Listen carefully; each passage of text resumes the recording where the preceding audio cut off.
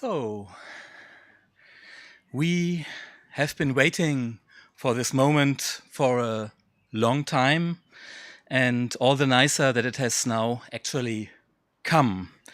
And I would like to welcome you, dear friends from far and near, and also everyone in the stream, very warmly indeed, hotly, on behalf of LCB and on behalf of Literaturhaus.net, the network of literature houses in Basel, Frankfurt, Halle, Hamburg, Cologne, Leipzig, Munich, Rostock, Salzburg, Vienna, Wiesbaden, Zurich, the Literary Center Göttingen, and the Literary Colloquium Berlin.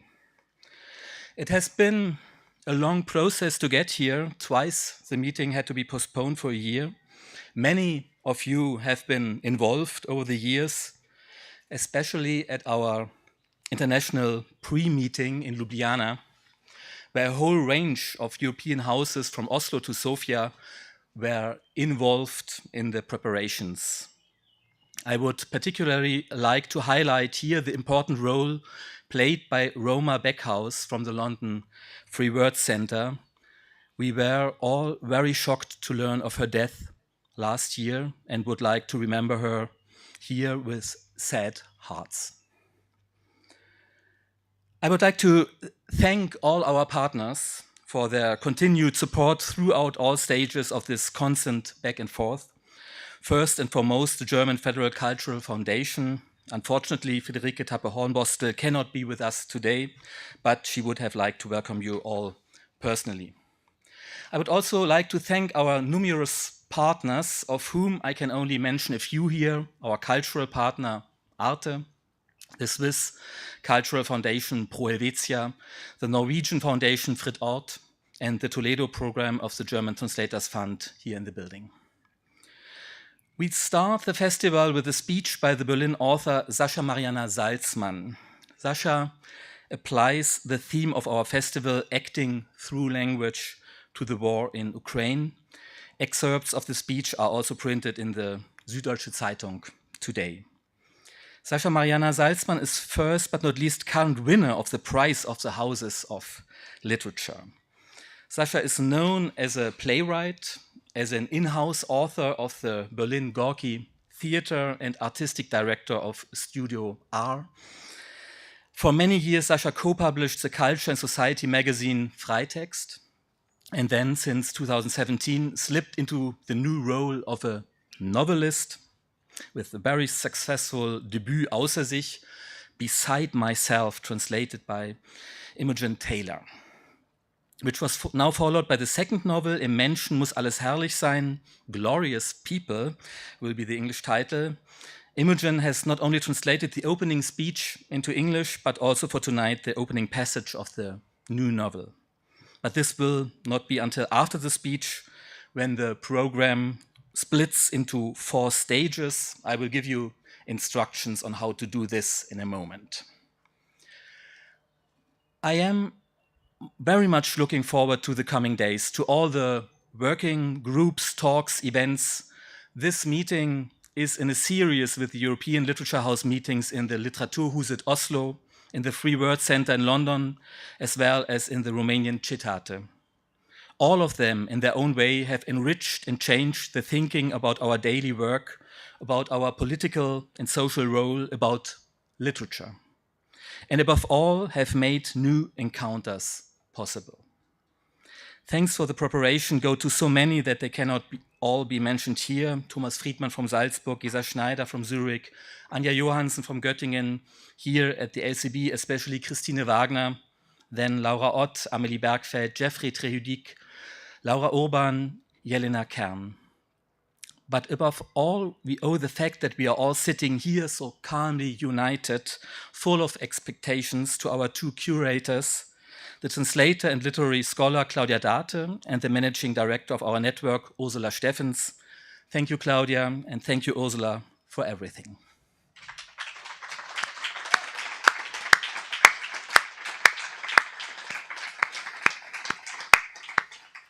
You don't have to put your hands to rest, because now, please welcome Sasha Marianna Salzmann.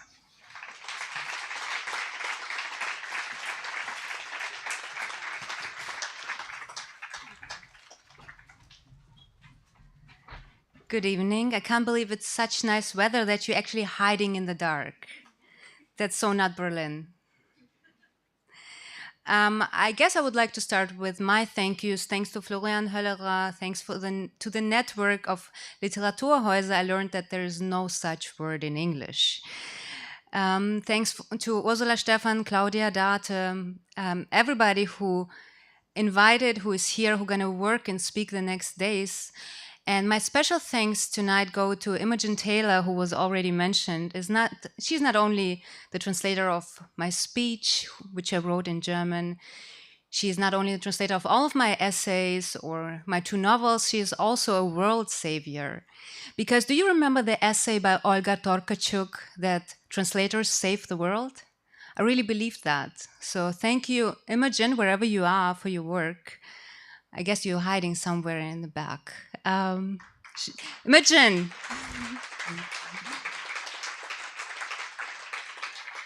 There. And thank you to all translators for doing your work. We're nothing without you. 1. There is no poetry about war. There's just decomposition. Luba Yakimchuk writes in a poem. And so she carves up words. Luhansk, Donetsk, even at the end of the poem, her own name. All that's left of Luba in the last line is Ba. It is wrong, though, to say she carves up the words. Like the places and people they refer to, the words are already carved up. Yakimchuk only records what is happening. Language, she says, is as beautiful as the world, so when someone destroys your world, language will reflect that. Born in the Donetsk region, she sees herself as the literary heir of Ukrainian futurists such as Mikhailo Semenko, who brought deconstruction to Ukrainian poetry and, like so many poets, was shot in the years of Stalin's terror. There is no poetry about war, just decomposition.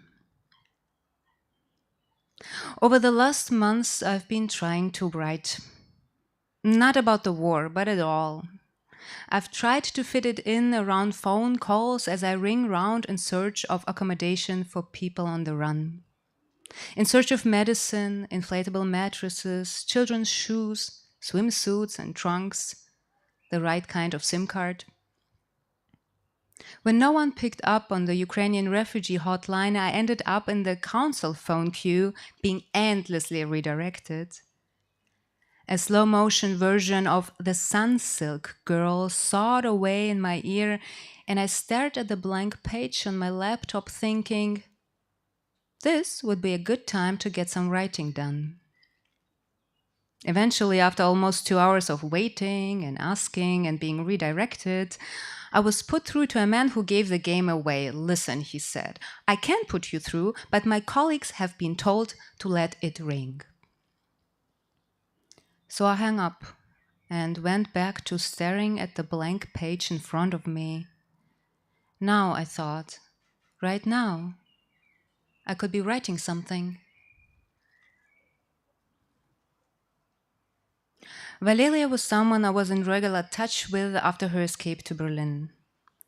We went to her 8-year-old's medical together, we sat together over registration forms, but we also sat in parks, eating croissants out of paper bags and talking about the beautiful city of Kiev, where she had moved only a short while before the war began to spread west. Valeria said that all these hours in the maze of German authorities hadn't been wasted. She was learning the language. Her first German words, Bitte warten Sie. Please wait. There is no poetry about war. I make another attempt to write on the train to Tatiana's. Tatiana lost touch with her mother in the first weeks of the Mariupol siege, and it was only after 16 days of radio silence that she heard she had been found. Her mother had walked through the war zone and across the border to Russia, trekked from Mariupol to Rostov-on-Don. That's 180 kilometers, Google Maps tells me, if there's not a war on, and if you don't stop for breaks. Tatiana's mother is 73. She said the Russians at the entrance point had been helpful and welcoming. Only one question had struck her as odd. Did you see any crimes on your way here? Once she had answered their questions, they gave her tea and put her on an evacuation bus to Moscow. She made it to Germany via Vilnius and Warsaw, and now she sits in Tatiana's flat saying that the Ukrainians shot at her and her house. The Ukrainians threw bombs at them, fired rockets at them, destroyed their garden. It wasn't the Russians, it was the Ukrainians. She knows that for a fact. It was what they said on the radio.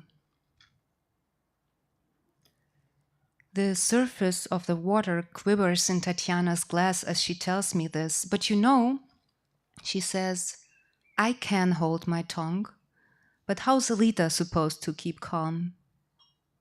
Lita is Tatiana's older sister. She fled from Zaporizhia a week before her mother, leaving behind a husband and son who had joined the city defense force. And so, day after day, the two sisters sit with their 73-year-old mother who has walked over half-ruined bridges and across mined fields and now tells her daughters that the Russians want peace. There is no poetry. Valeria calls me and tells me she's going back.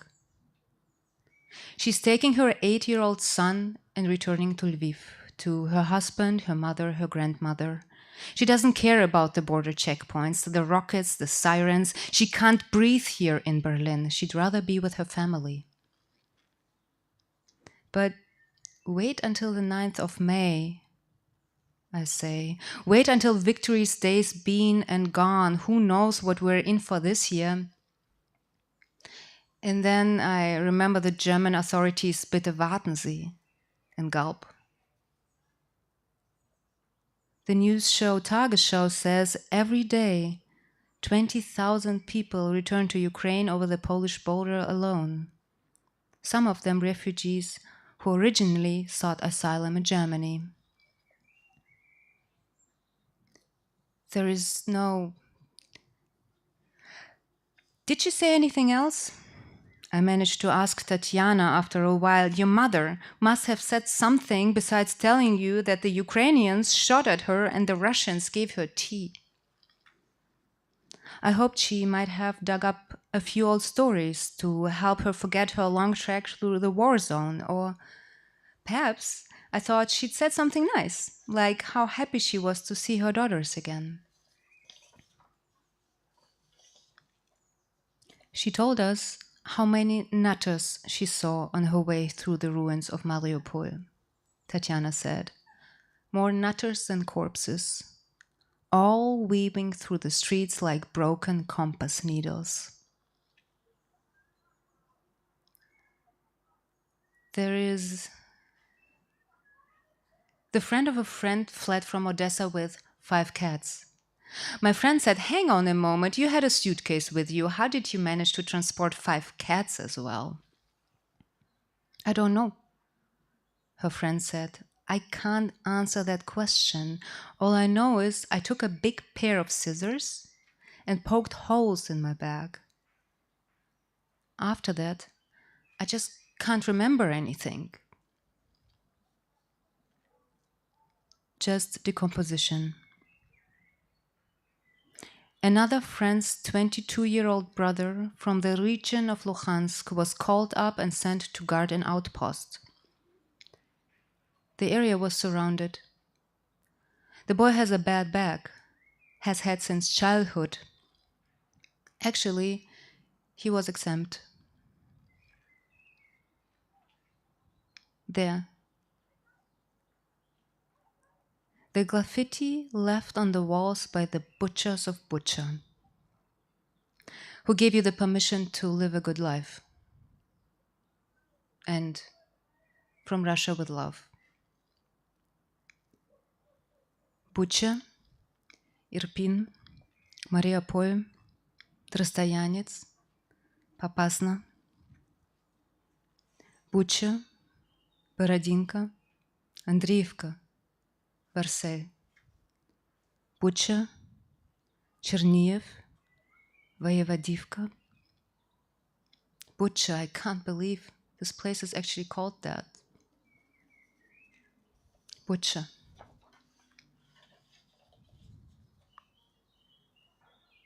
No poetry.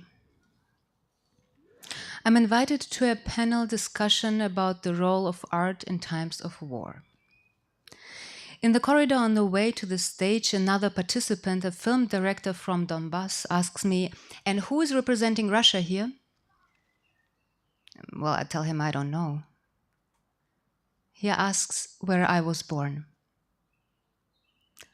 Born in Volgograd, former Stalingrad, raised in Moscow. Well, there you are then, he says, and continues down the corridor. I have to tense every muscle in my body to stop myself from yelling out behind him, but I'm not. No, it's not what you think. We take our seats. Are you managing to write at the moment? The moderator asks. Decomposition. Luba, Sasha, Danya, Ma. This year, my grandfather Daniel, known as Danya, celebrated his 85th birthday. A pianist played for him with a repertoire steeped in Soviet nostalgia. Я вам не скажу на всю Одессу, вся Одесса очень велика, но и Молдаванка и Пересып. I can't speak for the whole of Odessa. The whole of Odessa is so vast, but in Moldavanka and Peresic. The song is about two disreputable districts of Odessa, the birthplaces of two of my great-grandparents. My great-grandfather Sasha, whose name I bear, and my great-grandmother Etinka, who would have been 105 this year. Their daughter Emma is Danya's wife. She married him 60 years ago in Chernivtsi. On their wedding day, half the city paraded through the streets with them to the registry office, playing music and cheering my grandfather on. That, at least, is the family legend. Tell me about Chernivtsi, Danya. I say at the party, what was the best thing about Chernivtsi? Danya smiled the way he always does when he thinks about Emma. He has an Al Pacino smile. And said, your grandmother. Emma's face lit up like a butterfly opening its wings. But this time no one told any family legends. Danya began to rub his eyes and mumbled that he and Emma, like so many immigrants all over the world, had always sent money to Chernivtsi so that their ancestors' grave would be kept clean, but now... I promised to go there next year with my wife, to find his parents' grave and wash it clean. The inscription is in Hebrew, Danya said, but you'll find it. Next year in Chernivtsi. I said the way Jewish people say, next year in Jerusalem, as they rest their glasses, knowing that the Jerusalem they are toasting has been gone for a very long time and will never exist in its old form again. Composition. A friend who has fled from Moscow shows me a video on her phone. military jets in Z formation above the city. The world, she says, is divided into those who make plans and those who don't. And then, if not before, I realize what I've lost. My ability to imagine the future. 2. Well, you have invited me to think about the future of literary readings. So I will take this as a chance to practice imagining the future, like someone who has to learn to walk and talk again after an accident or a shock, to relearn something that most people do without thinking. Let's start by agreeing on what we mean by imagining the future. Neither magical thinking, nor wishful thinking, nor soothsayerish predictions. That seems to me important. Any kind of speculation about what is to come can only distract us from the here and now. As Masha Gessen says, when we talk about the end of Putin's regime, we're engaging in magical thinking. And I think this is the kind of self-reassuring thinking that gets us away from thinking about what hasn't been done to prevent the kind of crimes against humanity that we have seen evidence of. It's not unrealistic to assume that in the near future, the whole world will find itself in a situation similar to what we are seeing now at the borders of countries like Poland, Turkey, or Cameroon, poised between safety and war. This will be the result not only of military conflicts, but of unrest arising from the natural disasters that we are helping to cause with our climate policies. Future scenarios like this have been envisaged in all areas of art for decades, and for decades artists have been asked if it wouldn't be more productive to imagine utopias rather than keep generating such disturbing images. Fact is, it's not the job of art to do either. Art isn't propaganda for a better world that will never exist. I grew up with socialist realism and react allergically to any art that portrays life as it should be.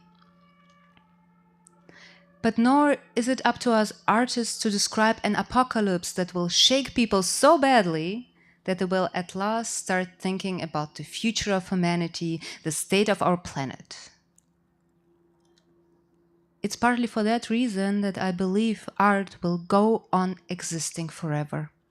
No matter what visitor numbers and sales figures may say, and yes, I realize that sounds like a paradox, I have trouble imagining the future, but I have no doubt about the future of art. Where there is life, there will always be art. Or to turn it around, art is a sure sign that there is still life out there, somewhere. Media and history books, these other records of human nature, act like mobile spotlights. The light shifts from Afghanistan to Ukraine. Afterwards, it might move on to Syria, Burkina Faso, Chile, Transnistria, South Africa. Literature, art in general, is different. It is always there. It's the blood that keeps flowing and circulating no matter where the spotlights are. And if it slows or stops, something will die. Or worse, it will poison the rest of the organism, which will eventually succumb to necrosis. I'm sure that countries where art and its makers are subject to rigorous censorship are full of dead matter. But still, the bloodstream of art keeps flowing, cleaving a way for itself in wars, in prisons, in psych wards, and of course in all those places that were made for art. Galleries, theaters, cultural centers, Literaturhäuser. If I could wish for something for these wonderful places, it would be that they feel responsible for the entire body, and not just for its swanky hairdo. Art, blood, must also get to the fungal toenails, to the scarred hands, the thighs ravaged by cellulite. And it gets there all by itself, without guidance. It doesn't wait for our permission. But we, as its curators, can provide spaces and platforms, commission work, organize conferences, and we must be careful not to become spotlights ourselves, turning the limelight only on those who are working on fashionable topics and attract a large audience. Art venues could also be seen as X-ray machines, creating an image of the eternal state of the body, a society as a whole, bringing to light badly healed fractures, irreparable liver damage, an enlarged fatty heart. When I was thinking about the future of literary readings, the other Ukrainian poet who occurred to me besides Lyuba Yakimchuk was Sergei Zhadan. Zhadan has been traveling in the border areas occupied by Russian separatists since 2014, giving readings in bombed-out schools and abandoned libraries, or out in the countryside, on improvised stage in the middle of a field. He was recently suggested for the Nobel Prize, an example for the spotlighting I was talking about, but although he's only now receiving international attention, he's been doing what he does for years and will presumably go on doing it as long as he's alive. Zhadan makes music, writes poems, and travels around eastern Ukraine playing and reading to anyone who will listen to him. Sometimes he travels to military bases to read to soldiers, sometimes to far-flung places where no trains stop. Writing about these book tours, he once said, "You can easily get by without books. Without electricity or heating is harder." And yet we always found books everywhere, in the soldiers' mess halls, in a flat used as gathering place where volunteers on the third day on the front line were asleep on the floor. This was before the war began to spread west in 2022. And don't get me wrong, I'm not suggesting that in the future all readings should be held in dangerous places and disputed border areas, nor am I suggesting that we artists are doing the rounds of the military bases. Any glorification of arms is alien to me. I find alarming the militarization of society, even the call for militarization and the military terminology and logic that filter through into everyday's language as a result. But when I think of the future, I don't see flying Teslas cruising through the air around the upper stories of shiny skyscrapers. I don't see Elon Musk or Mark Zuckerberg or any of those other men who are trying to grab control of our civilization right now. I see Sergei Zhadan. I see Lyuba Yakimchuk. I see Yevgenia Belorusets, Elisa Gonzalez, Polina Barskova, Valzhina Mot, Kolika Putuma. Recently, I was standing on a roof terrace with the poet Maria Stepanova, talking about writing in times of war. Maria flicked the ash from her cigarette over the edge of the terrace and said, "We writers, we are like bottle openers. We are weird shape and we are good for only one thing."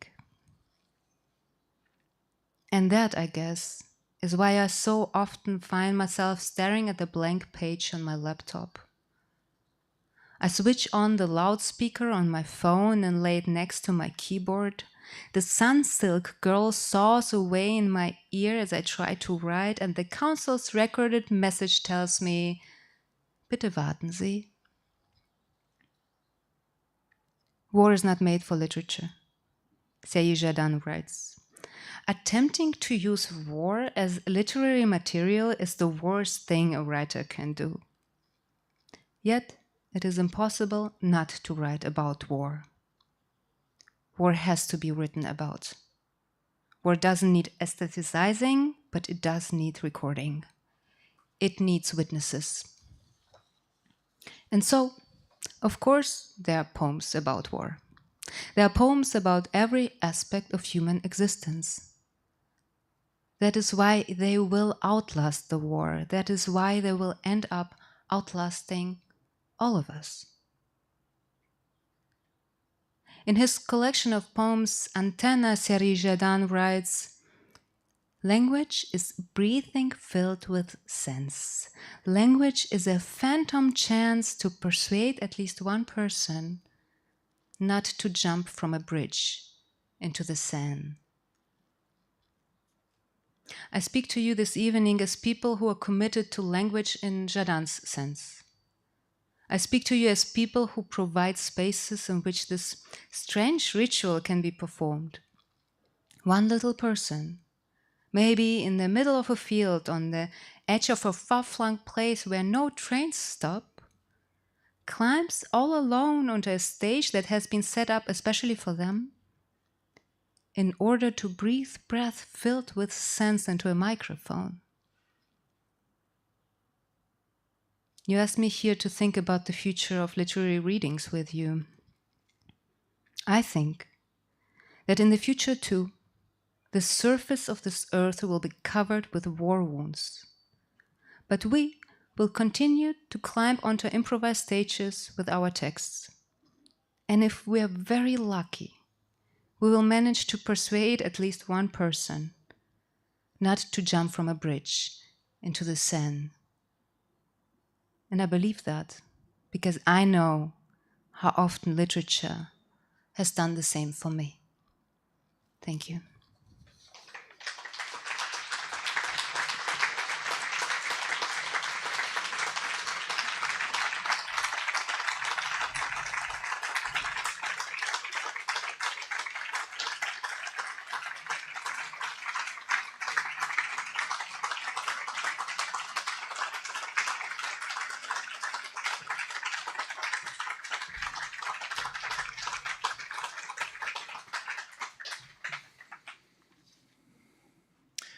Dear Sasha, thank you so much. So many beautiful thoughts to think about. Thank you. We now have homegrown programs on 4 parallel stages, beginning at 8:30. Stage 1 is the event hall here inside. Here we will experience Ukrainian author Yevgenia Belorusets, mentioned in Sasha's speech, and her German colleague Ulrike Almuth-Sandig in conversation. The starting point of this slot is a project of the network of literature houses, Literaturhaus.net, an idea from Stuttgart, FRAGILE, correspondences between European authors on social and poetic topics, here in this room. Stage 2, the terrace up there. Access via the interior staircase, a program by our partner Toledo, embodied by Aurélie Morin. The Toledo Talk series Staying Alive with retranslations. Frank Heibert and Josée Kamoun have dared a lot with their new translations of Orwell's 1984 into German and French, and talk about dystopias of the present, newspeak, and societies trapped in the present tense. Up there via the staircase inside. Stage 3 in the bay window room, the left. My colleague Christina Esther Hansen will present a project of this house.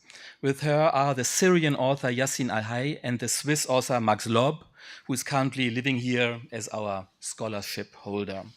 LCB DIPLOMATIQUE, authors report on political aspects of their everyday lives in texts and images. And finally, stage 4, the front terrace at the entrance on the other side. As mentioned earlier, the opportunity to meet the novelist Sasha Marianna Salzmann. Sasha talks to Anne-Dore Krohn, literary critic of Berlin radio station RBB, and Imogen Taylor reads from her new translation. You now have to decide. You have the opportunity to attend 3 of these 4 programs. each program lasts 20 minutes, after which you have 10 minutes to move on to another program. So 3 time slots in total. The beginning and end of all sessions are marked by our ancient gong from Ming Dynasty you already know. So don't get lost and have a good time.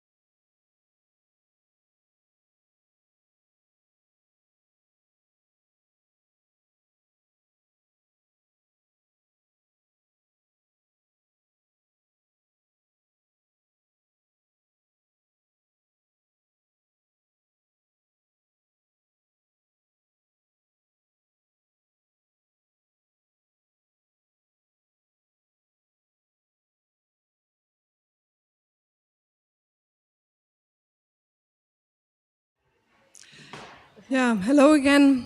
Good evening to our first session of FRAGILE.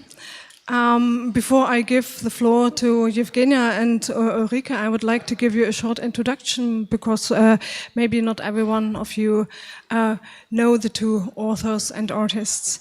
Yevgenia comes from Kiev and Berlin. She is a photographer, author and translator, and she is founded together with other artists the artistic group Hudrada, which carries out socially engaged art in Ukraine. She's been part of several exhibitions and as a photographer has made various series of photos, for instance, about the Donbass, about the Maidan, and also about the LGBTQ community in Ukraine.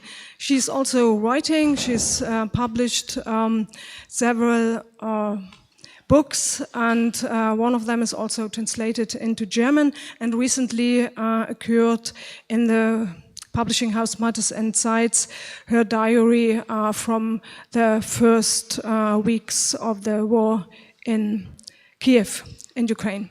So, warm welcome to Yevgenia.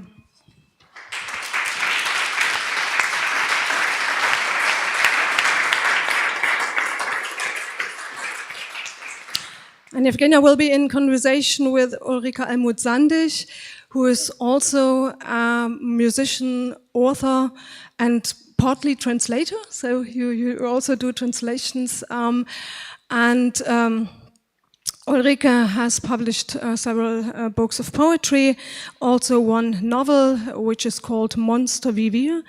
And she is a collective with poetry and music and video performances, which is called Poesie Kollektiv Landschaft. And there she's had several presentations and also video productions with the Ukrainian poet Grigory Semenchuk.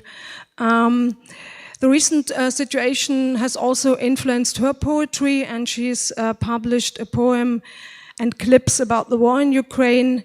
For instance, the piece We Don't Even Own Our Words for Despair, together with the Welsh Indian poet Tishami Doji. A welcome to Ulrike as well, and yeah, the floor is yours.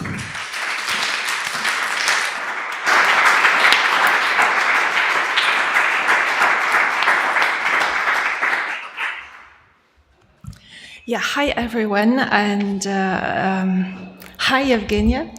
I'm pleased to get to know you on stage. We have met just a couple of minutes, basically beforehand. We've never met before, but I have known I've got to know a part of your work through these two anthologies that came out a couple of years ago, Testfall Ukraine for those who speak German, and Euro Maidan, both anthologies of Ukrainian artists / writers / poets about, basically it started about the situation in Maidan, and you have contributed for each of these volumes a cycle of photographies. And now I was happy to find photographies again in your book Glückliche Fälle, which has been translated by Claudia Data. And this is where I'm heading to now to start the conversation with you, because I was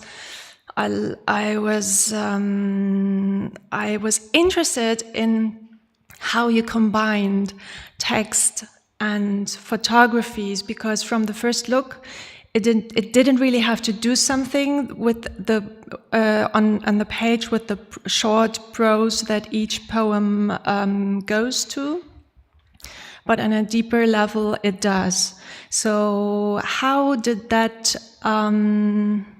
how do you combine your arts, your thinking, your how do you combine everything you do?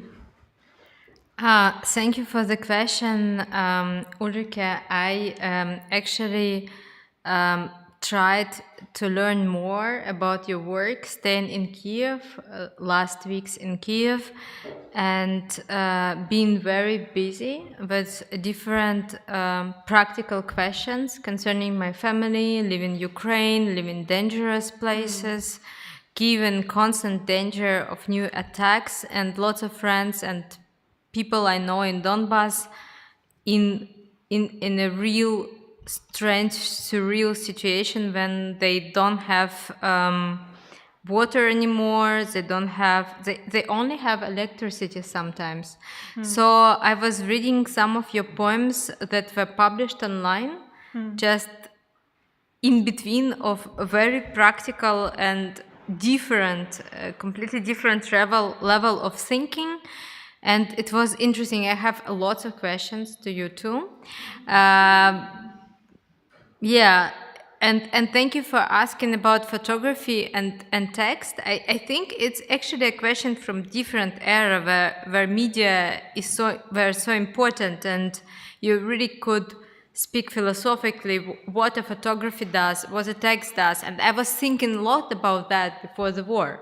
I was thinking that photography is actually creating an uncontrolled zones in perception. So when you are taking a photograph, you will never control the picture as much as you are controlling the text. You always, some alien reality will always come through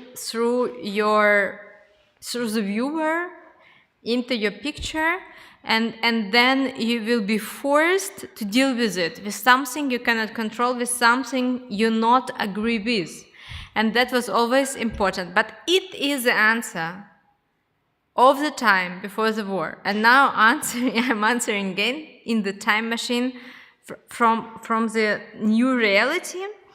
Actually, before the war started, I was starting to think, okay, I don't know what to do with photography anymore. Photography is not anything, not interesting for me. I should rediscover photography. I started to read again some texts about philosophy of photography, and I was always again and again disappointed. Then the war started, and suddenly I discovered a very small digital camera I had at home that I never thought would be a media for me, and I thought, I can make photographs. I can make photographs of everything that is happening around me, and I should make a small photo series of photographs every day. It's necessary. I started even with my mobile phone. Everybody was afraid of photography around me. In Kiev, everybody was afraid of anybody who would take a picture. And I started with a mobile phone. I did some pictures, and I suddenly understood why it is important, why photography can be important again. And then I went to a very small digital camera that I would, in my previous life, always think about something that is simple and we need it only for documenting something, something not independent, some instrument that is so big that you cannot use it for any serious purpose.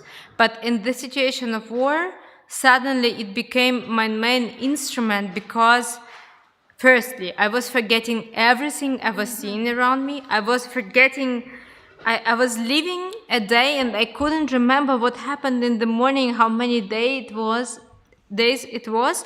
And secondly, with a small camera, I actually was, at the same time, people were seeing me as a photographer, but they would not be afraid of me as a real reporter, because real reporters, I met them, they were working with a small crew around them, with people armed, and real reporters from other big countries traveling to Ukraine. They were always, they looked very protected, and I hope actually they will be protected in our country. But I was always alone and with a small camera, and this small camera was an excuse for a very long time that maybe she's not professional. And I was always explaining I am an artist, and people were actually very generous to be not so afraid of me and allow me to take photographs. Maybe, yeah, what I want to say is that at the time of the war, you are actually rethinking the meaning of all the media, words, text, and photography. And I think photography is actually, maybe if photography was born, I should read again about the history of photography. Maybe photography was even born in the moment of a huge need. Maybe photography was created in the situation when you needed something to be firstly human and then half human and half robotic, to be half biological and half machinerical, to be able to go through some kinds of realities that actually human mind cannot deal with. So that's the answer, and I have a question for you too.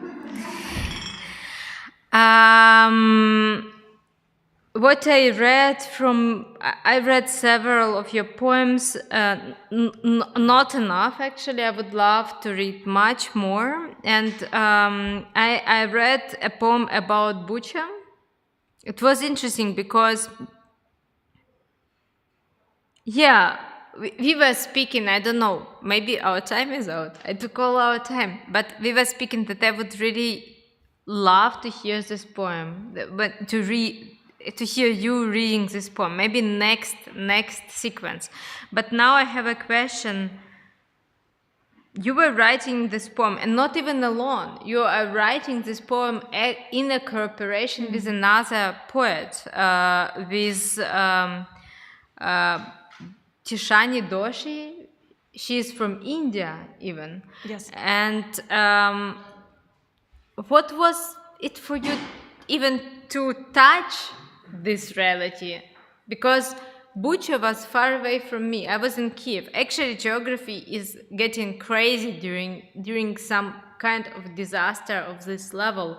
Geography is disappearing. You are living not in your country. You are living in your house. You are living even not on your street. First days of the war, I was not able even.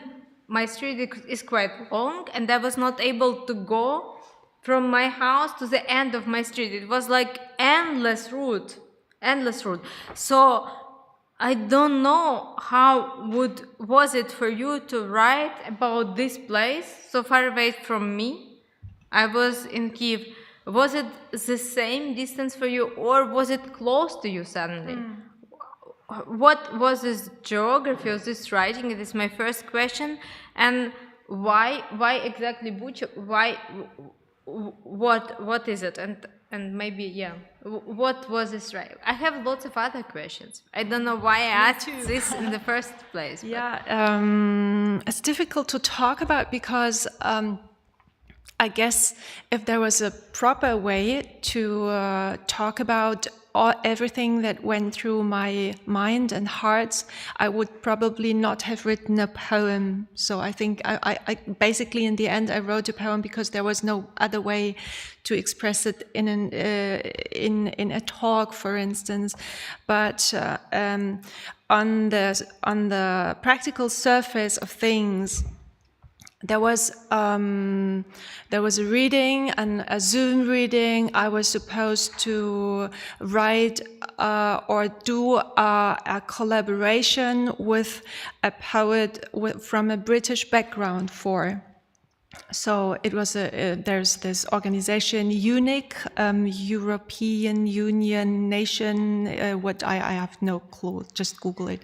So and they have this writers program. It basically introducing writers who don't write in English to the Indian audience, to the English audience.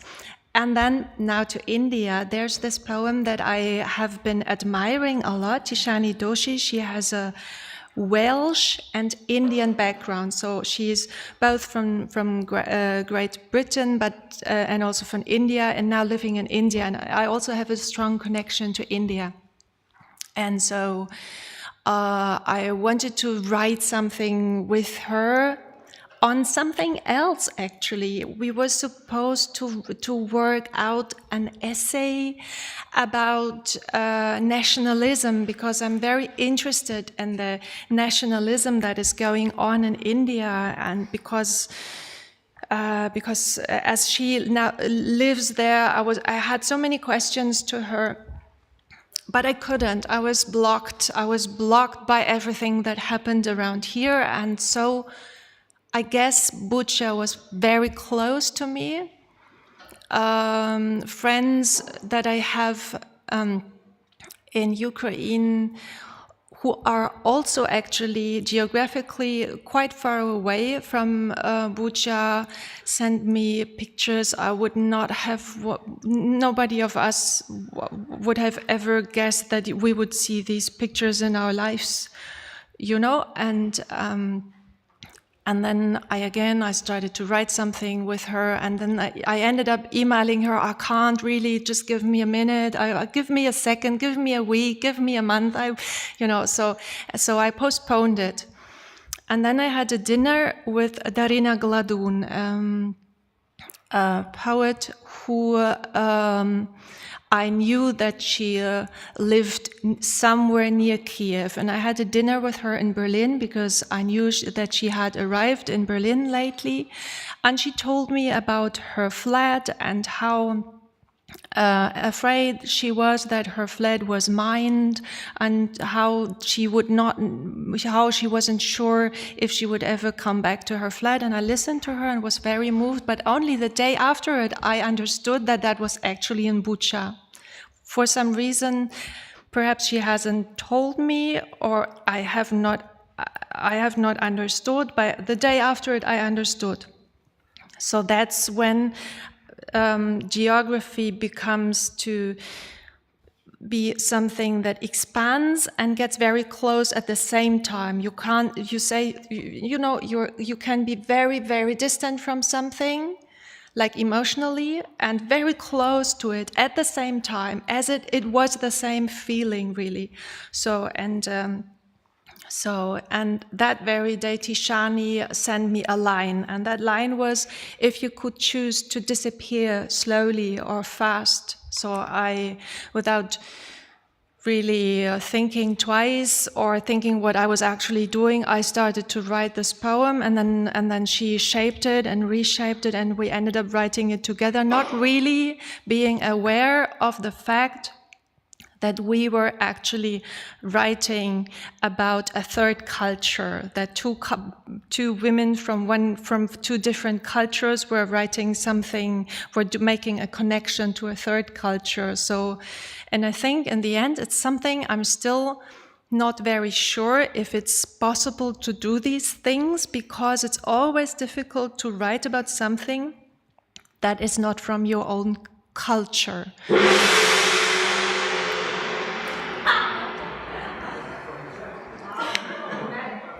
I shall read this poem in the next session, I think.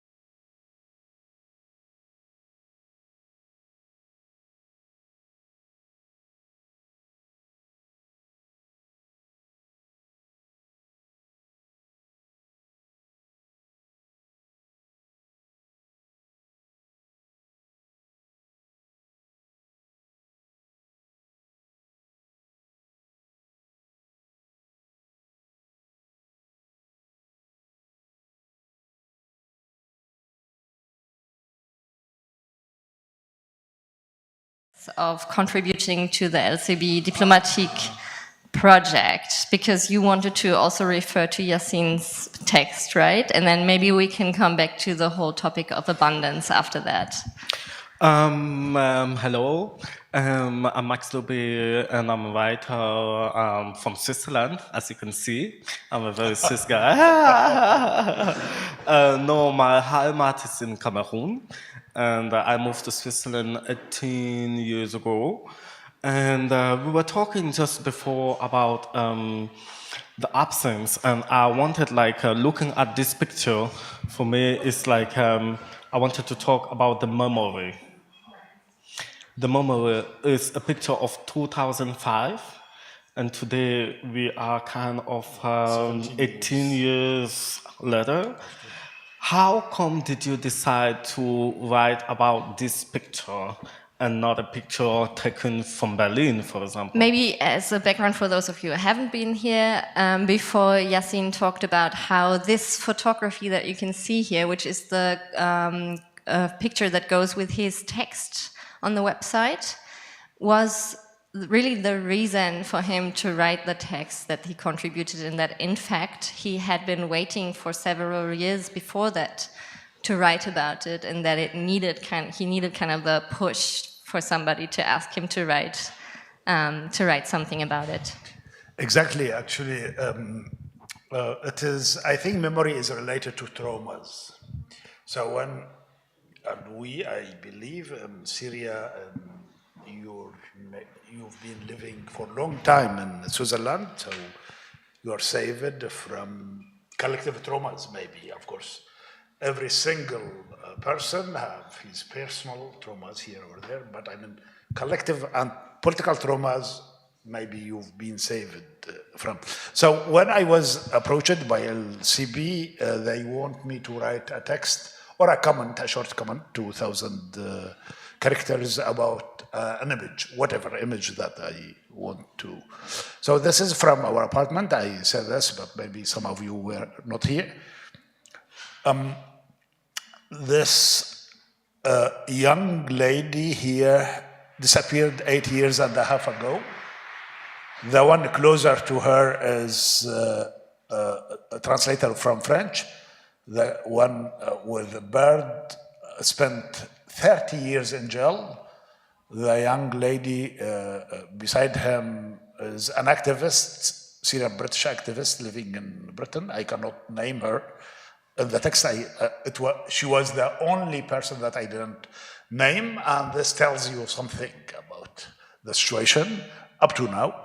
Then Faris Murad spent 29 years in jail, and he had spondylosis, you know, the guy, because he spent long years in jail, and he developed this vertebral column disease, and he died in 2009. He was 59. Standing Shadi Kurdiya, he died in 2013 after 2 times being arrested and tortured by the regime. Nadam Hammadi disappeared for 8 years and a half with Razan, the one sitting. Then Samira, my wife, disappeared 8 years and a half. Then myself, I was in jail for 16 years. Up close to my head, there is an image in red and black. It is Samir Qasir, the historian, the Lebanese journalist who was assassinated in Lebanon few months before this image was taken. And he was a friend of mine. So, and we were having it was a party, we were having arak, the Syrian alcoholic drink, and some food, and but we belong to that society. So, to come back to your question, Max, it is related to trauma. When we are traumatized, the structure of our memory is fixed to the traumatizing experiences. So I feel that my memory is related to 2 big traumas: my years in jail and the disappearance of my wife and my friends, Razan and the others. And behind the camera, I'm sorry, I didn't say, behind the camera is هو al-Hamadi, husband of Razan, of the young lady here. So, yeah, it is this. The structure of my memory is related to traumas. I'm sorry because I am taking the time and talk, and I am sure that you, in your country, Congo has an extremely tragic history. Even now, it is still. A few years ago, I saw a film, a very interesting film, with a title, very interesting title, "The Man Who Fixed Woman." It was about a doctor. Denis Mukwege. There's a pandemic of rape in Congo. There was a medical doctor, and he was awarded Nobel Prize, by the way, 3 or 4 years ago. I don't remember the name, but I saw the film. And so yeah, maybe you can elaborate about the memory. I mean, actually, I'm not from Congo.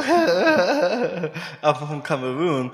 But yeah, before I talk a little bit about what I have given for contribution for LCB Diplomatique, I wanted to say just like this picture is a living grave.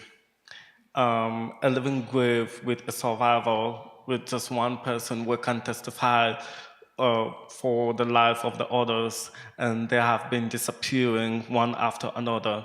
And this is why I asked the question on memory, like how do we really keep the memory? And I was really thrilled by the use of Facebook in your text. Like you said, this posted the last picture on Facebook. It means that Facebook definitely is going to be the archive of our lives. Now, about me, I come from Cameroon, but for the project Geneva Africa that I've built and that I really handle, I'm used to travel a lot to Africa. And when they asked me to contribute for LCB Diplomatique, I was like, what can I say? What can I write that will be interesting to the eyes of people?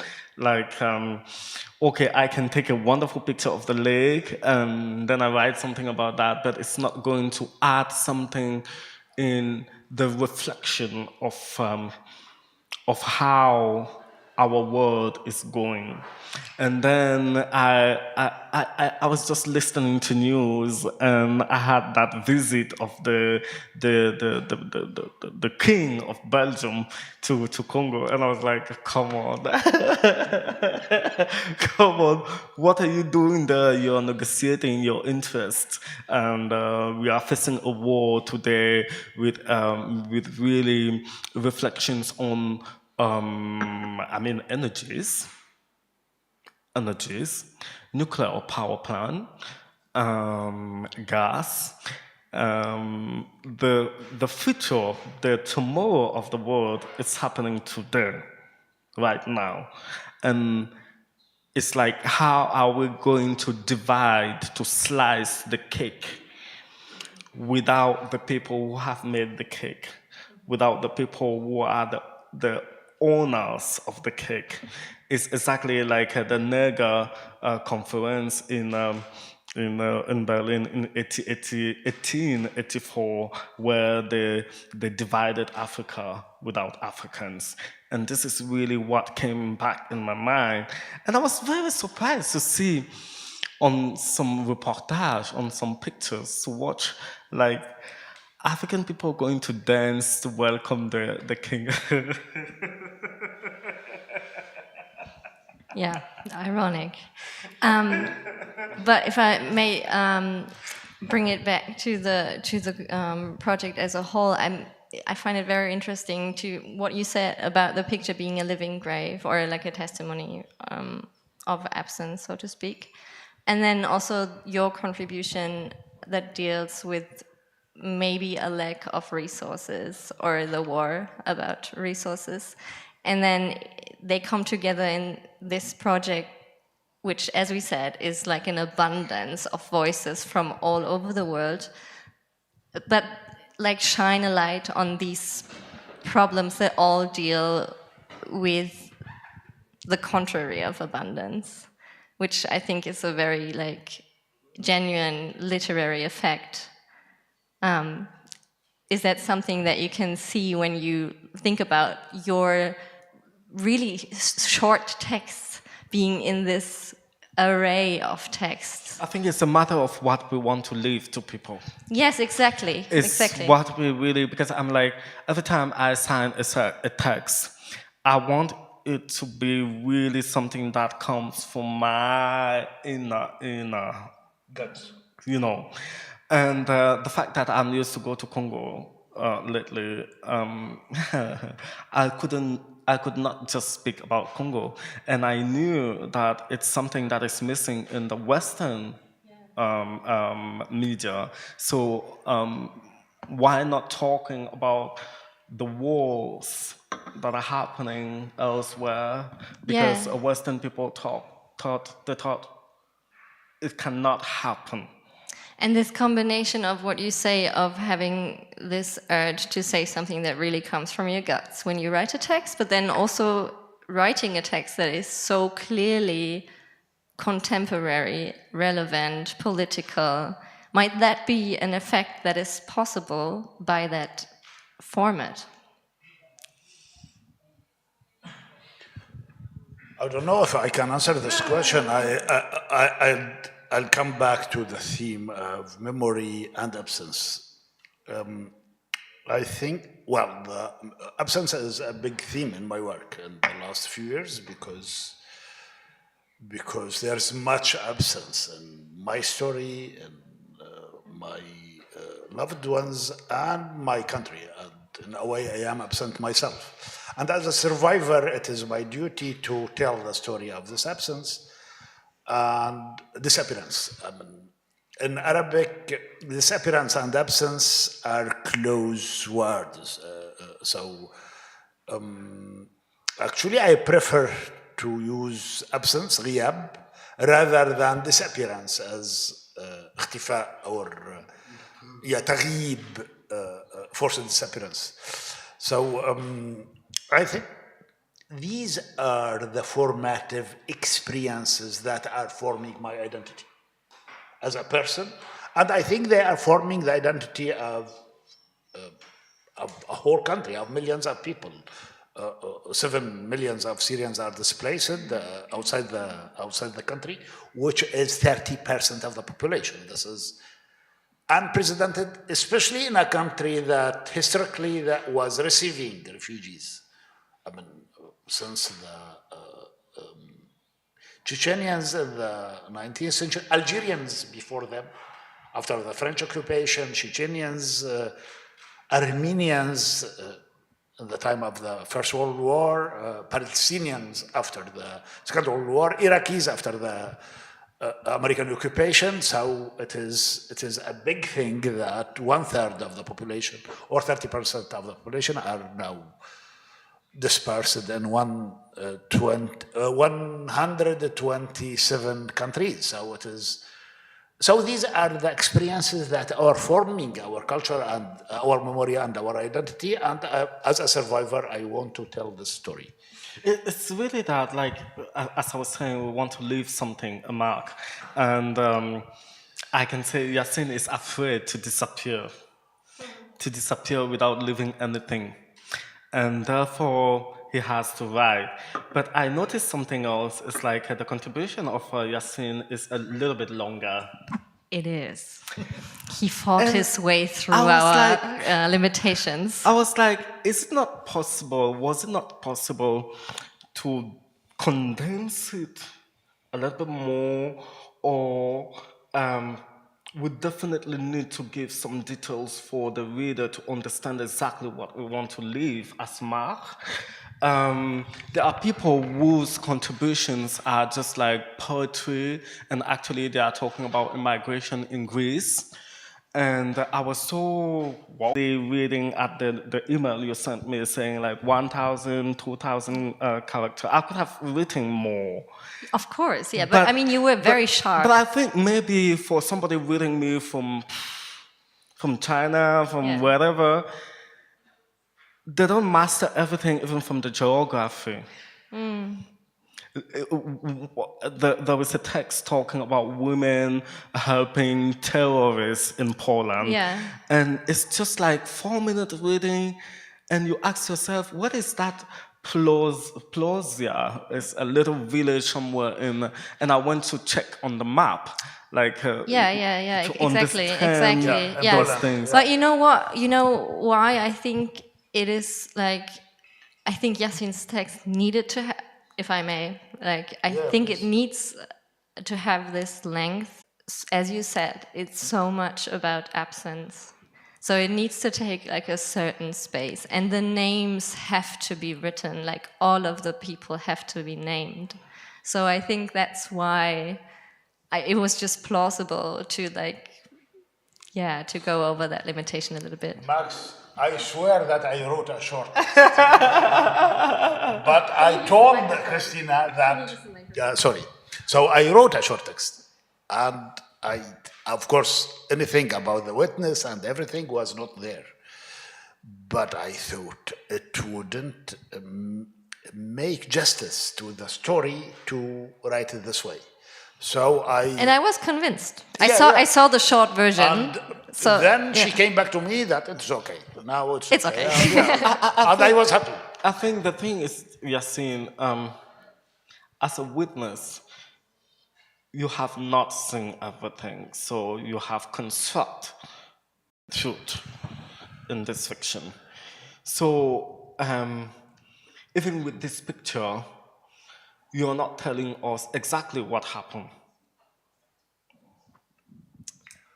One part of the story, the essential part of the story I tell, I didn't construct anything. I interpreted. When I talked about the witness, of course, I was interpreting. So the work of the witness is to interpret what have happened. I wouldn't call myself in this context a witness. I am the survivor who has to narrate. It happened that I am a survivor, and like any survivor, I have the survivor's guilt. And to relieve this guilt, I have to keep telling, to keep writing, to keep informing the world about it. And to be honest, it is a quite frustrating task. Of course. You keep talking and you feel like talking to a wall. I'm sorry, almost like talking to a wall. And you even mentioned that even in telling the story, there were parts you had to leave out, as for example, not being able to name one person in the photo. Exactly. Yeah. Exactly. Yeah. So it is all about political. I think the great idea about this project of LCB is that it is political. I mean, whatever you talk, it brings you to politics. For me, politics is the matrix of my life. The personal, like the feminists say, the personal is political and the political is personal. For me, as a refugee, as someone related to these people, as a Syrian, the personal is extremely political. I cannot hide behind my analysis. My analysis is, my story is there in my analysis, and I cannot help. It is there. I'm sorry, and I would like, because I am not a novelist like you, Max, that I can hide a bit, but it is. No, it's great. How come? Yeah, it goes by. It goes by so quickly. But I was about to come. Such a good last word, though. I mean, that's basically the summarization of the whole project, of the political and the private being so intertwined. Yeah. Thank you. Thank you. Thanks. Thank you so much.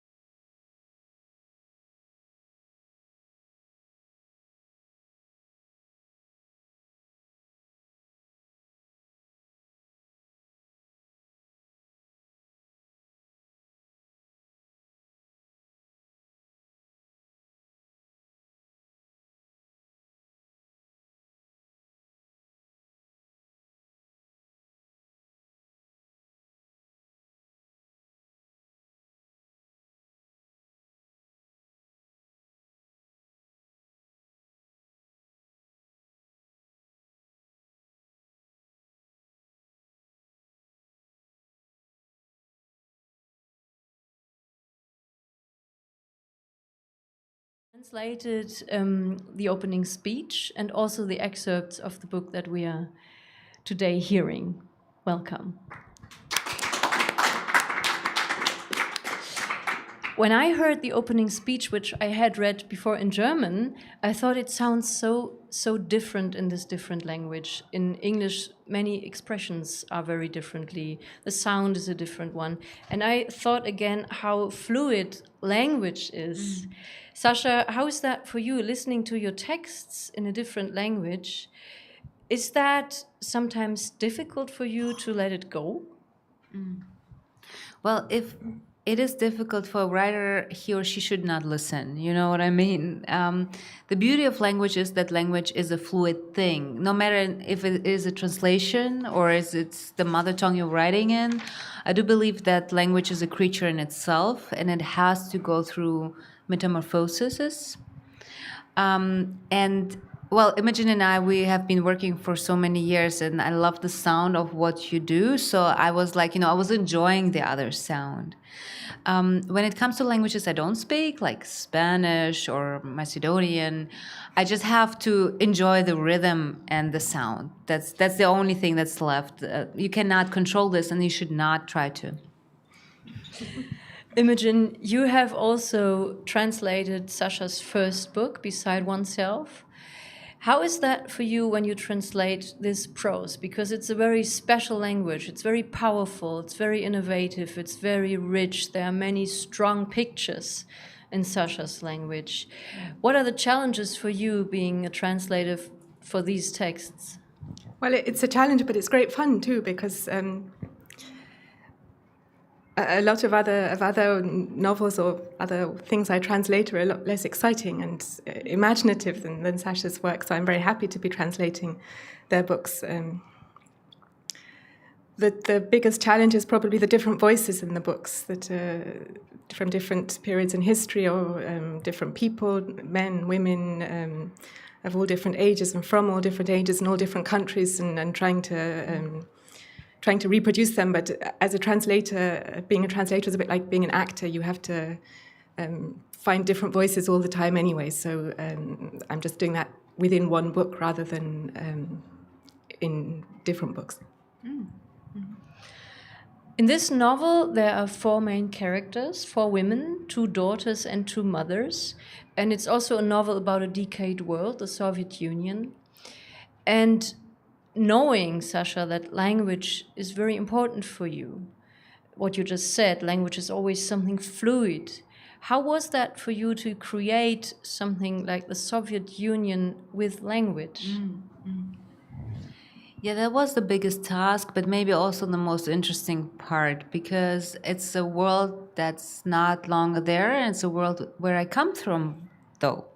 And it's always fun for me to try to deconstruct and understand where I'm coming from without knowing it, and by which language and images I'm constructed. I'm very much constructed without any other gender than the male one, for example.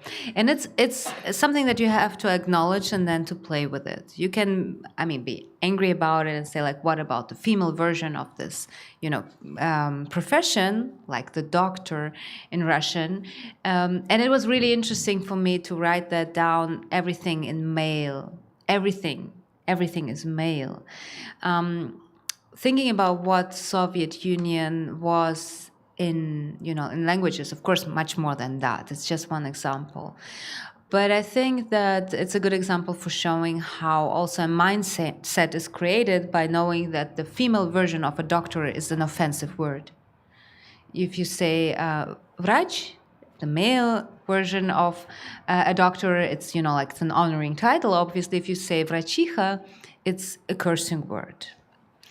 And so I think by that you really can explain how the system worked through the bodies and through the language. And I loved thinking about that, and it was painful to write. Let's jump into the novel. Let's hear one small extract. We get to know one of the daughters called Eddie. And maybe I have to say that there are 2 daughters, I already said, and they really deal in a different way with their origin. And Eddie is about to go back to Jena And she's going to go back, not with her mother, but with Tatiana, who's the other mother. It's like a sort of a 4-women group that form a sort of a family in a way. It's a gang, it's a woman gang. And now we get to know Eddie being in the bathtub. Ignorance and escapism. That's all it was. Tatiana was possibly at death's door. Her illness, at any rate, seemed serious. But when she rang after discharging herself for the weekend, all she could talk about was which dresses and trouser suits she should pack for the trip. When Eddie asked tentatively if her state of health called for any particular action, was she perhaps on medication that she needed reminding about? Or should they allow more time for breaks on the journey? She told Eddie not to be ridiculous. Everything was fine. She didn't want another word said about it. Eddie lay in the bath, staring at the 2 Russian dolls on the front of Oksana Zabushko's book, and wondering whether to pack field work in Ukrainian sex for the weekend, or would it be embarrassing if her parents discovered that she read books in German with titles like that, and Eastern Bloc kitsch on the cover. She probably wouldn't have time to sit around on the sofa anyway. In the oblong of window over the washing machine, the clouds turned the colour of processed cheese. Eddie opened her mouth as if to swallow the sky, or at least take a bite out of it. When she was little, cheese slice tower was her favourite game with her mother. They would pile the pre-packed squares between them, count to 3, and then throw themselves at the stack of cheese, tearing open the plastic wrappers, kneading the flabby slices into balls, stuffing them into their mouths. Chew, swallow, chew, swallow. Who could eat the most? They would laugh so much they both ended up spluttering bits of cheese onto the table. Once, Eddie got sick from all those cheese slices. She choked and gasped and spewed everything onto the floor. She couldn't remember what happened next. All she remembered was the yellowish-white mess under her little feet and on the knees of her tracksuit bottoms. It was her first memory of the feeling of choking. Since then, an image had often popped into her mind. Something small and insignificant, a tea leaf, say, blocked her windpipe. And that was it. Wham, bam, end of story. A stupid, pointless death. But such things happened. She slid her whole body under the water and felt her hair turn light as feathers. It was still white blonde and probably invisible against the enamel of the bathtub, just like her pale plate of a face. Only 2 apricot kernel eyes floated on the bottom. She would have to ignore a lot of what was said at the weekend. Her hair was bound to be a topic. Politics, too, of course. The thing about us, the guests would clamour, and they just don't understand. They don't know what it means. Sometimes they was the Germans. Sometimes it was people who'd fled from countries other than theirs. And sometimes it was their own children who'd schlep along to the party with them. Eddie knew most of them. They'd run around on playgrounds together when they were little and later bumped into each other regularly in the school corridors. They hadn't always ignored one another, but at some point Eddie had stopped responding to their calls and invitations. She had nothing in common with them. They had nothing to say to each other anymore. Most of them hadn't moved far. They wouldn't dye their hair until they spotted their first grey strands, and they were already doggedly stuck into continuing their parents' lives, as if following some predetermined plan, as if by conforming they could reassure their parents that they'd done the right thing despite everything. Despite the lousy jobs, the lack of jobs, the sneaking suspicion that something had been irretrievably lost, even if there was money to spare at the end of the month. It seemed wrong to go against your parents when they'd been through so much. Thank you. Thank you very much. Thank you very much, Imogen, for this reading. This is one of the timelines in this book where we are in the contemporary times, but there are also many, many parts where you go deeply back into what has been the Soviet Union, Sasha. How did you reconstruct this? How did you dive into this? How much did you have to fantasize about it? How did you research? It's a big question, I know, but it's incredible how you establish something that is so, you make it understandable in a way, how it could have been. Yeah, I think that's the important part. I'm not writing the truth. It's not a nonfiction book. So everything is my imagination. The book goes back to the 70s and it starts in eastern Ukraine. And it ends basically with Edding in this bathtub, wondering about how her mother's birthday gonna be, and it ends at this birthday party in 2017 in Germany, in Eastern Germany. And I think that for me it was incredibly important to make this point that I'm not trying to be a historian. I'm trying to be as accurate as I can be. I did my research as good as I could. I talked to a lot of women who were born in 60s and 70s in what we call today Ukraine. Back then it was Soviet Union. And I contacted historians to just to reassure, because the stories were contradicting, and I was like, it's the same in this and this. And it apparently all of the stories were versions of possibilities in Soviet Union. It's just that the people didn't know that. They thought there was only one Soviet reality, but actually, it's in every country and every time there were different possibilities. But I needed historians to tell me that, because there's this weight on your shoulder if you write about something that's so marginal or unknown, let's say unknown, that I don't want people read it and say, like, I know how it was in Soviet Union because I read it in Salzmann's book. That's would be a wrong perception. And to make this point very clear and very fleshy as a metaphor, in the book it starts with a giraffe. The book starts with a giraffe and it ends with a giraffe. So you can imagine it's Eastern Germany, it's Jena, and we have a giraffe looking in the windows of the houses. I'm referring to Pirosmani's giraffe. Pirosmani is this Georgian national painter, the national painter of Georgia, who painted a lot of, realism from Georgian all-day life, like, very poor people selling their children to richer people. But he also was painting animals, like wild animals, like giraffes or lions.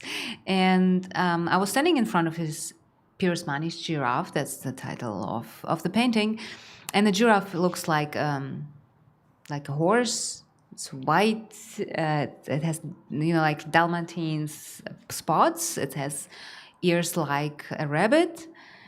And I look at this giraffe by Pirosmani, who lived and died in the First World War and died from hunger under a table in a bar. And I thought he at least tried.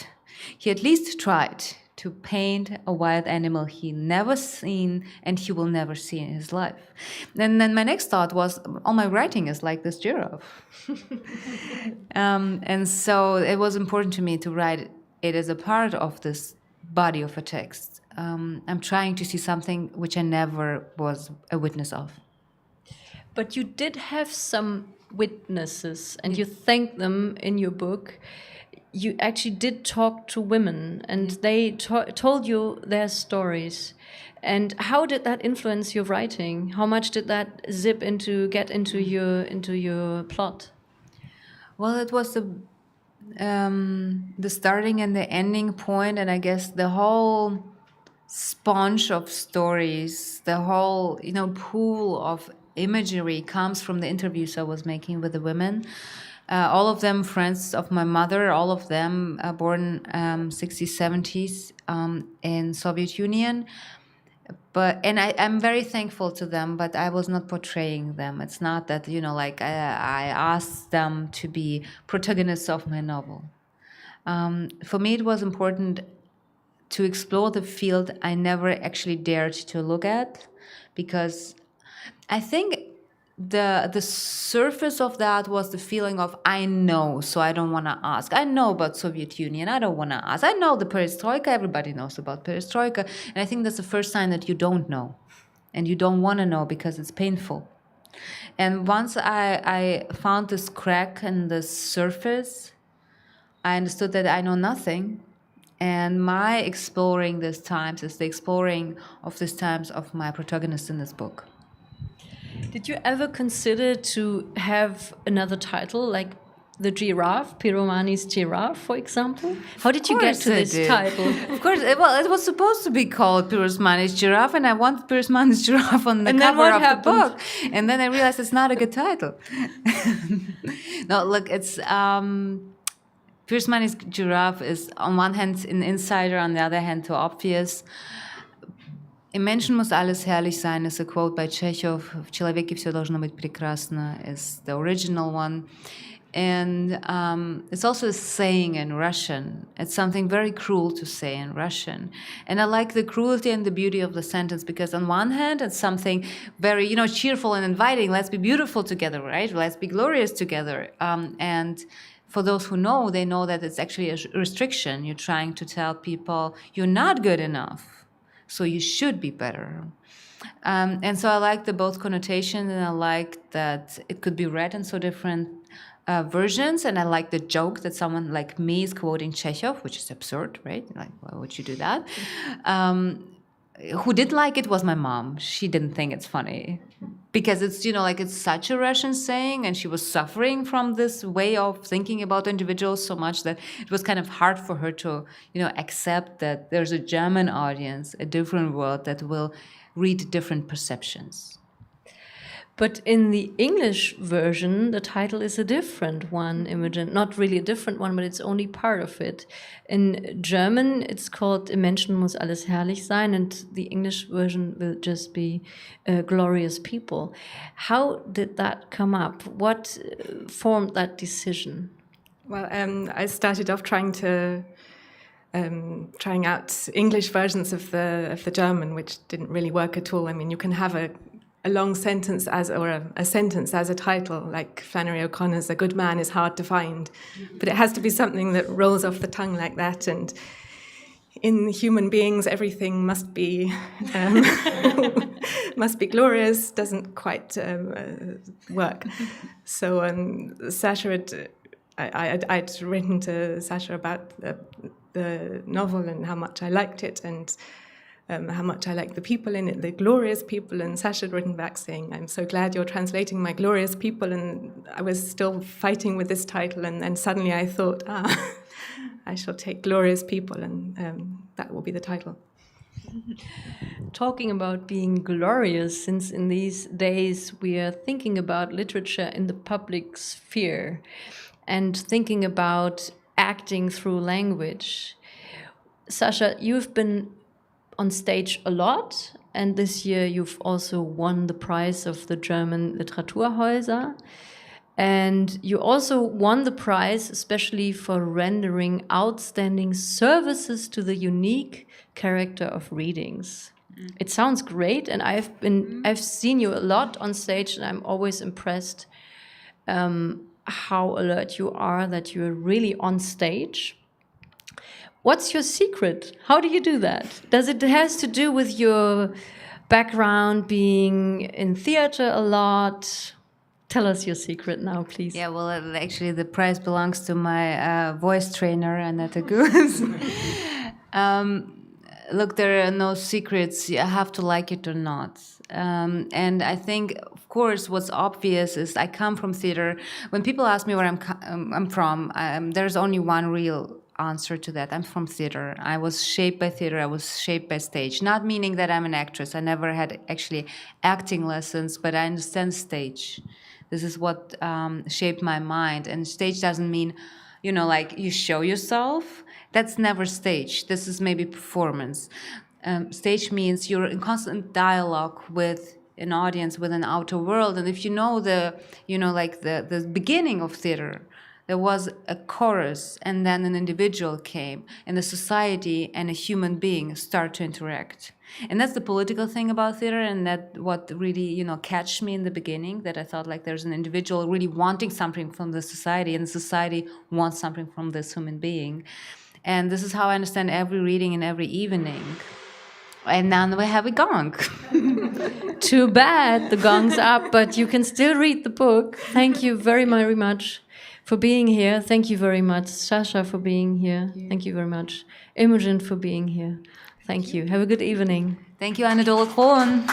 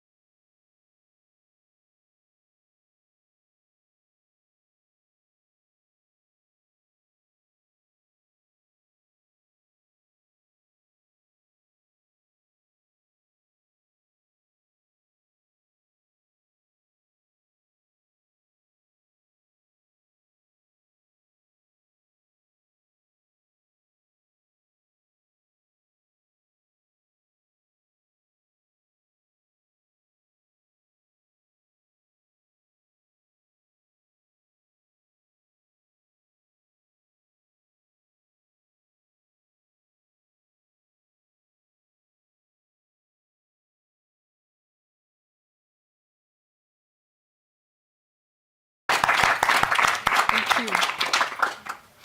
So after having talked a little bit about the present impact of 1984 in our present times, we'll look closer at the political impact that it really means. We all know it's a book about physical terror, about torture, about control of actions of the people, what they may do, what they must not do. And that physical aspect is hard enough to bear when you read the book. When you see that values we all hold dear, like justice and love and family, are abolished or are attacked. But it is another kind of horror yet if you think about changing the minds, because that is what's happening in that regime as well. And so in this second block, we'll try to talk a little bit about what George Orwell put into his book as principles of changing the minds of the people in that society. And a little bit towards the end, we'll also talk about what he didn't see, what makes it even more relevant for today. In the book, there are two parts of strategy, let's say, of the regime to control the people. And the first links up to the title of this festival here, Act Through Language. It is the drill of making people believe that only the dictated truth is the truth. There's a sentence in there that freedom would mean the freedom to say 2 and 2 is 4, 2 plus 2 is 4. That would be freedom, which they don't have. In the book, the truth is being changed constantly. There is a constant war against another continent, and the enemy, the war enemy, changes abruptly when the regime decides so. We don't even know if the war really exists. It is all a training to make people believe that only what you hear from above, from the authorities, is the truth. And if there's a new truth that is the opposite of what was true yesterday, it still doesn't matter. You have to believe and say that that is the truth now, the actual truth. The term of doublethink in the book means that you know that. So you know you're being cheated. You know that yesterday it was different. So you believe in the new truth or in your own truth at the same time, in truth and lie at the same time. And the more you do this, the less at some point you're able to judge yourself anymore, because you're totally confused. So the goal of this acting through language is that you have no more orientation in thinking. But there is a second step of that strategy. And the second step is not just acting through language, but acting on language. And obviously, totalitarian regimes have several times throughout history tried to act on language, whereas democracies have different strategies. And the basic assumption of the rulers in the regime in 1984 is that if words don't exist to say something, the thing itself doesn't exist. If you don't have the words to think subversive thoughts, then you simply don't think them. However, this takes a while, so there is a very consistent policy of devising new dictionaries, and those dictionaries are in fact smaller and smaller, because words are just erased. Some words are erased, other ones are chopped, others still are combined with other words, telescoped, if you like. Considering that then, after a while, that is to say, into maybe 50 years after that, it will be absolutely impossible to have devious thoughts, subversive thoughts. That's the purpose. But it goes further than that. I would call this newspeak the final solution with words, because in the end, there won't be words at all. So no words, no thoughts. And people will just quack like ducks. And they will meet each other in the street and just quack at each other. So this is the reason why it affected my translating. I couldn't keep novlang. The first translation, I talked about this first translation in the previous block. So 50 years ago, 70 years ago actually, the translator had coined the word novlang. For newspeak. For newspeak. And it sounded good. It was easy to remember. It was so easy to remember that, in fact, it was adopted in the French language. But that was the trap, you know, that was the itch, because in the French language, it doesn't mean the final solution for words at all, because France is a democracy. And so the strategy is completely different. It is not to shrink the language. It is to expand the language like a bubble until it means nothing. You know, it's completely vacuous. It has catchwords. And typically, novlangue is the speech of publicity. It is the speech of some politicians. And it doesn't mean a thing, but you don't notice it at first. This is novlangue. So obviously, I could not keep novlangue, as they said. Vous n'avez pas gardé novlangue. Well, I can't, because the language has changed. I didn't change the language changed. So I stuck to Newspeak and translated néo-parler. That was the first point. And I think that this acting on language is something utterly unfamiliar, though, because this is not China, this is not Russia. No operation has ever been attempted in Europe on language.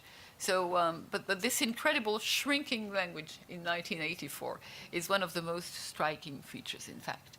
There was another one which I had to devise all over again, and it was Police de la Pensée, thought police. Thought police had been translated by Police de la Pensée, which wasn't too compact. One of the things that had to be done was to coin new words that would be very compact. It's not the case with Police de la Pensée, but at least, you know, it makes sense. When you hear thought police in French, Police de la Pensée, it makes sense. But again, time passing, Police de la Pensée had been converted into politically correct. And it had been taken by conservative people, reactionary people, thinking that you can't say anything anymore now because of wokeism, you'll be attacked. This is thought police. So I couldn't keep that either, because it's obviously not what is taking place in 1984. So I coined mentopolice, almost mental police, mentopolice, which is a compact word, thinking of mentalists, you know, these people that are hired for parties because they can get into your mind and guess what you are thinking. And also these same people sometimes hired by the police to find out the criminals because they can... Profilers. So that's an example. And of course, back to your own examples, I'm sure. Yeah, well, I just wanted to say what Newspeak is trying to achieve is actually kill everything that we love literature for.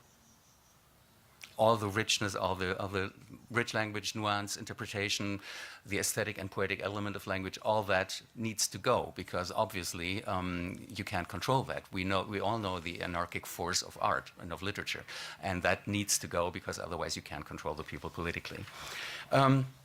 So the goal of Newspeak is that thinking has no more freedom and that it's no more a pleasure to think. You just abandon it because there is no room left for it and no material left for it, no words for it, as Josée said. So in the appendix of the book, and also in the novel itself, there is a mysterious book turning up, which seems to be a critical and subversive book, but in reality it is describing completely what the propaganda policy and ideology of the regime is. And in there, Newspeak is being described pretty clearly, the principles. The words are supposed to be ugly, so that you don't get any aesthetic pleasure from them. Short, so you seize them quickly understandable, yeah, and also somewhat artificial, so that they don't remind you of anything you know and you might continue to use, so that you have this rupture with the past of your learning your own language. And so the words like Newspeak come up, like think poll, or like face crime. Face crime is when you don't control your facial features and somebody can read your face and see that you thought something critical, and so that's already a crime. There's also the point of the abbreviation of the ministries, where George Orwell shows a sense of humor, because it is, of course, unwillingly funny when he calls the ministry of torture mini-love. First of all, because love is the opposite of the torture that's happening, of the violence that's happening, but also mini-love sounding like, okay, there isn't really much love there, but the regime doesn't think that and doesn't realize that, and that's the ridicule of also of a regime like that, and so that's one of the few places where Orwell actually introduces humor in there. So we had a few examples from José from the new French translation. Can we go to the example page? These are my 3 examples. Denkpol works perfectly in German, so I kept that as well. Now, thought crime. Michael Walter put Denkdel, del for delict. The problem is that it's not quickly seizable because del can mean delicatessen, delete, whatever. I mean, like 5 different words and not automatically delict. So I thought it's not quickly seizable enough. And therefore, I called it Denkkrim, criminal. I mean, unless you're thinking of that part of Ukraine that is called in German Krim, Crimea. There is no double sense, so it should be understandable. And face crime, which was when you don't control your facial features, was Blickdel with Michael Walter. Okay, the del we've talked about. The thing with the blick is interesting because blick means you look at somebody or at something. But that's not the case. It's really like they're not in contact anyway, the people, because they're so terrorized. They're not looking, they just have expressions on their faces. So blick is sort of, in a way, misleading. It's about really the mimic structure of the face. And that's why I created the ugly word mimkrim. It's ugly enough for newspeak. In the context, there is something that explains when it comes the first time about mimish and so on, so it really can't get lost. And I was quite happy with that little ugly coining of mimkrim. Just for small examples how the approach was and what needed to be changed. And many other words like Denkpol and also Neusprech, I kept because they work perfectly, and why change them? Now, I promised that we would go also towards something that George Orwell didn't really see, because we know that actually truth and lies nowadays are intentionally mixed up. Alternative facts, right? The banning or the doubting of science. There are many parallels between doublethink and nowadays.